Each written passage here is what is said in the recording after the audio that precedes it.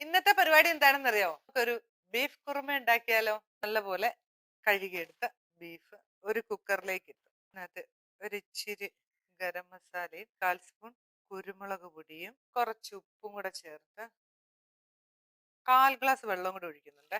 ഇതൊന്ന് അടച്ചു വെച്ചിട്ട് വേവിച്ചെടുക്കാം. കുക്കറൊക്കെ അടച്ചു. അപ്പൊ ബീഫിന്റെ വേവ് അനുസരിച്ച് നിങ്ങൾ ഒന്ന് വിസിലടിപ്പിക്കുക കേട്ടോ.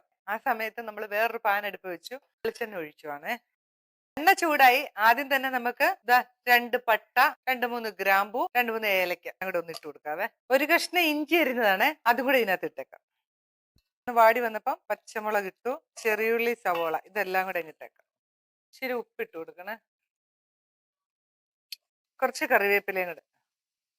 സവോളയൊക്കെ പച്ചമുളകും നന്നായിട്ട് വാടിയിട്ടുണ്ട്. ജീരകപ്പൊടി 1/2 സ്പൂൺ, കുരുമുളക് പൊടി, ഗരം മസാല, മല്ലിപ്പൊടി.